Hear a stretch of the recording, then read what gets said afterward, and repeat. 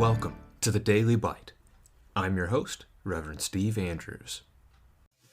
We continue our study on the book of Numbers with chapter 3. These are the generations of Aaron and Moses at the time when Yahweh spoke with Moses on Mount Sinai. These are the names of the sons of Aaron: Nadab, the firstborn, and Abihu, Eleazar, and Ithamar. These are the names of the sons of Aaron, the anointed priest, whom he ordained to serve as priests. But Nadab and Abihu died before Yahweh when they offered unauthorized fire before Yahweh in the wilderness of Sinai, and they had no children. So Eleazar and Ithamar served as priests in the lifetime of Aaron their father. And Yahweh spoke to Moses, saying, Bring the tribe of Levi near, and set them before Aaron the priest, that they may minister to him. They shall keep guard over him and over the whole congregation before the tent of meeting, as they minister at the tabernacle. They shall guard all the furnishings of the tent of meeting, and keep guard over the people of Israel as they minister at the tabernacle. And you shall give the Levites to Aaron and his sons. They are wholly given to him from among the people of Israel. And you shall appoint Aaron and his sons, and they shall guard their priesthood. But if any outsider comes near, he shall be put to death. And Yahweh spoke to Moses, saying, Behold, I have taken the Levites from among the people of Israel, instead of every firstborn who opens the womb among the people of Israel. The Levites shall be mine, for all the firstborn are mine. On that day I struck down all the firstborn in the land of Egypt. I consecrated for my own all the firstborn in Israel, both of man and of beast. They shall be mine. I am Yahweh. And Yahweh spoke to Moses in the wilderness of Sinai, saying, List the sons of Levi by fathers' houses and by clans.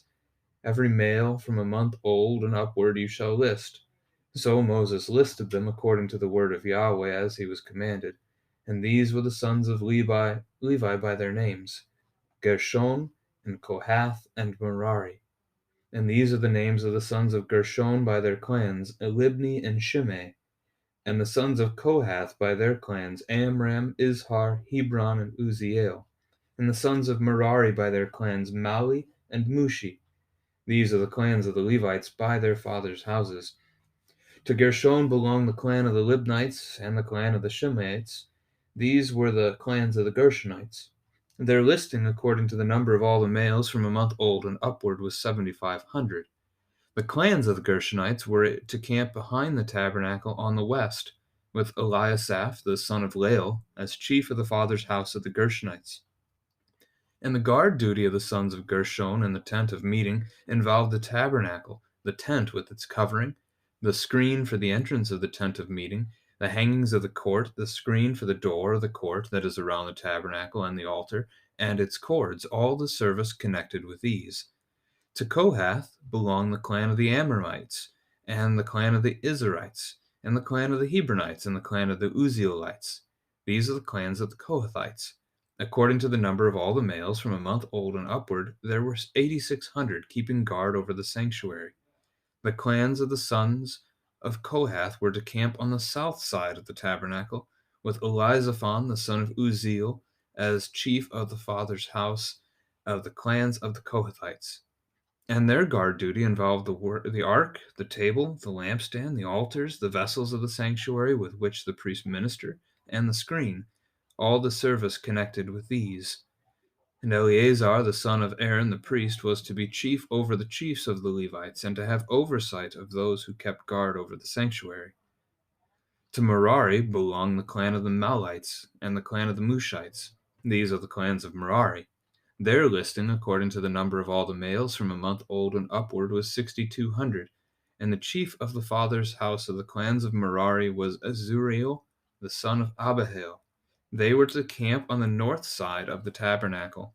And the appointed guard duty of the sons of Merari involved the frames of the tabernacle, the bars, the pillars, the bases, and all their accessories, all the service connected with these. Also the pillars around the court with their bases and pegs and cords.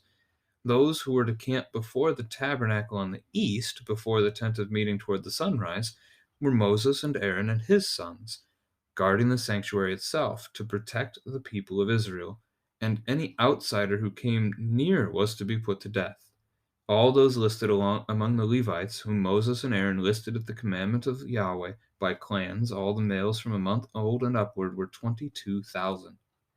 And Yahweh said to Moses, List all the firstborn males of the people of Israel from a month old and upward, taking the number of their names. And you shall take the Levites for me, I am Yahweh, instead of all the firstborn among the people of Israel, and the cattle of the Levites instead of all the firstborn among the cattle of the people of Israel. So Moses listed all the firstborn among the people of Israel as Yahweh commanded him, and all the firstborn males according to the number of names from a month old and upward as listed were 22,273. And Yahweh spoke to Moses, saying, Take the Levites instead of all the firstborn among the people of Israel, and the cattle of the Levites instead of their cattle. The Levites shall be mine. I am Yahweh.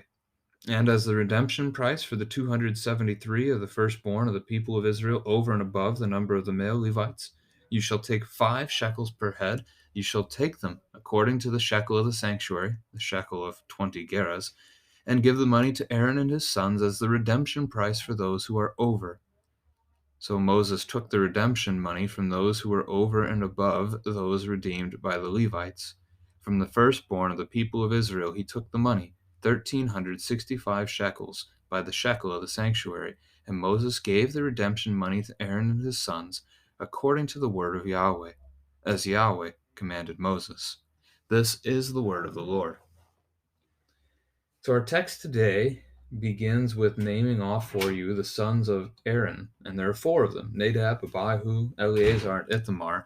The first 2 are actually killed by God as punishment for really disobeying God's command of the priests, the priestly sacrifice, and doing something of entirely their own will instead of God's will. You can read about that one in Leviticus chapter 10 if you want to dig in deeper. This is happening at the time when Yahweh spoke with Moses on Sinai. That's a reference to probably 1445 BC. It could still be 1446, which is when God sent Moses to speak to Pharaoh for the first time. So Eleazar and Ithamar are going to be the 2 priests that survive and get to endure as priests in the lineage of their father Aaron, and then their children after them will go on to be the next generation of priests as well. A key word that's going to come up in the next paragraph, starting with verse 5, is this idea of guarding. So the Levites have been set aside to serve, to minister to Aaron. And you see that in verse 9 as well. You shall give the Levites to Aaron and his sons. Aaron and his sons have been appointed the priests of Israel to care for the sacrifices, to intercede for God's people, and to be the ones who do the work of the tabernacle. I mean, that's where your sacrifices are being made. So they're bringing the animals in, they're slaughtering them for the forgiveness of sins, those kinds of things. And so the Levites are to serve Aaron and his sons, the priests, however is necessary. And this word guard that shows up in the text several times today, the Hebrew word can mean guard, watch, observe, or keep. And all of those, I think, are helpful to think about here. Guard talks about a physical protection. The Levites were handpicked for this purpose because of their physicality and their history. Levi himself, in Genesis 34, when his sister is defiled, gets physically involved with taking vengeance for her. And then in Exodus chapter 32, after the golden calf incident for the people of Israel, where God seeks to punish, and he looks for any willing participant to bring about his judgment upon the people, and it's the Levites who step forward to do the task. And it's that day he says that they have been ordained to serve him. So those are the reasons why it's the tribe of Levi that's being set apart for this. And they're going to be the ones, whereas we heard of the 603,550 fighting men in the other tribes of Israel who would be able to go to war against the other lands as they enter the promised land, even, for example, but to fight the Lord's battles here. It's the Levites who basically are the ones that stay back and protect the tabernacle, the holy place of the Lord. So there is a physicality to this, an actual physical guarding, which includes what we see in verse 38 about anyone who comes near, and it's in verse 10 as well. Anyone who comes near will be put to death. They're not supposed to approach the tabernacle. So you've got that picture of guarding, and then watching is there as well, which is, I mean, it's got some overlap with observing. Those words are very similar for us in English. So they're to watch, observe these various things, keep their eyes on them, which is in part guarding safety of the tabernacle, but also it leads into the other part, which is keeping, as they're going to maintain these pieces. That's going to be their responsibility. Like you think of whoever it is that volunteers to maintain your church's property. These Levites had that charge. They were to care for these things. So it's a really neat Hebrew word. It's got a lot of flexibility to it, and its meaning that we can see. And so they get to do that. They're guarding the tabernacle. They're guarding the priests as they serve at the tabernacle and do the sacrifices. They're guarding all the furnishings of the tent, and they're guarding even the people of Israel as they come to the tabernacle with their sacrifices. So all of that is going on together. Now, in verse 12, we learn that God is taking the Levites from among the people of Israel instead of every firstborn who opens the womb. That's a reference back to Exodus 13. So you have the Passover account where God rescues the 10th and final plague. God rescues his own people with the sacrifice by the destruction and justly for justly destroying the firstborn of every household of Egypt. And when he does that, he says that every firstborn is his. And so all the Israelites are to be dedicating their firstborn sons, the first son that opens the womb, to God, to Yahweh, for his service. And here we're seeing God is actually going to flip these out. So if it was a son, Israel was supposed to redeem that child, so that there was a cost to that, and that they would then be able to raise their child. If it was an animal, it was sacrificed. It was dedicated to the Lord. This showed a trust in God. That was one level of it for certain. A reminder to them, also a teaching to them that everything belongs to Him. Those are all involved. But now we're going to see Him really kind of flipping these out. He's going to take the promise of the firstborn being his, and he's going to make a trade. They're going to be redeemed. They're going to be bought back not by a cost, but by these other people, by the Levites. So, whether you're from Judah or Reuben or Simeon or Naphtali or one of these other tribes, your sons are redeemed by these Levite sons. It's a trade. These Levite sons will take your son's place, and they will serve the Lord. So that your son may remain a part of your family. So the tribe of Levi, again, very specifically being set apart to serve the Lord. And unlike the counting of all the other tribes where they only counted from 20 years old and upward, here they're counting every male a month old and upward. So significant difference there. We get the three tribes, Gershon, Kohath, Merari, and then each of them is camped around the tabernacle. So Gershon's family camps on the west, so the backside behind it as it faces east. And they are charged with guarding and serving. Notice both of those words in verse 25 and 26. The exterior parts of the tent. So you've got the curtains and the things that are what we think of when we actually think of a tent, the actual covering. When you get to the Kohathites, they're going to camp on the south. They are in charge of the furniture, the different pieces that are inside of that tent, and the work that is to be done there. And it says altars, so the bronze altar outside as well sounds like it's a part of that. Whereas the tribe of Merari, camping on the north side, is in charge of the framework, the supports that give structure to the curtains and things of the tent. So you've got these three different groups. And part of this is going to be whenever they're moving camp, as they take it down, Merari's family is going to be carrying the framework. It'll be Kohath's family that carries the ark or the table or the lampstand. It'll be Gershon's family that you see carrying the screen or the various curtains and coverings and such. So that all goes together. In verse 38, the tabernacle east is going to be blocked off by Moses and Aaron themselves and Aaron's family. And So they're going to guard that and the sanctuary and entrance to the sanctuary, to the holy place of God. So 22,000 are in the number there. And then you get to the next section, the redemption of the firstborns, which we've already started talking about. You can ask your children here, what does it mean to be firstborn? I think our kids can put that one together pretty easily. And you can, again, bring up this idea of the firstborn, the plague of the death of the firstborn in Exodus, and how God spared Israel's firstborn. The firstborn child was the heir. They were the one that would inherit the things of their father and their house. There was a lot of importance and a lot of pride that people put in their firstborn son throughout most of history, really. And so God claiming those firstborns as his own, it's important. And if people, well, not if, with animals, it's if. If you wanted to redeem your animal, you could buy them back, but you had to redeem a firstborn son. You couldn't just not redeem them. And so God here is actually redeeming most of them already. 22,000 in verse 39 and 22,273 of all the tribes of Israel, their firstborn. So there's 273 left over after the Levites have already redeemed the first 22,000.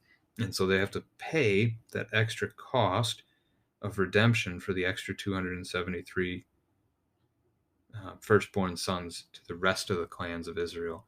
At 2/5 of an ounce is what a shekel is. So 2 ounces per person. But what you get there is 1,365 shekels, as you can see, and that's money given to the work of the tabernacle. Now, Moses takes that redemption money, and you can ask your children this question. To redeem means to buy something back. So you can ask your kids here.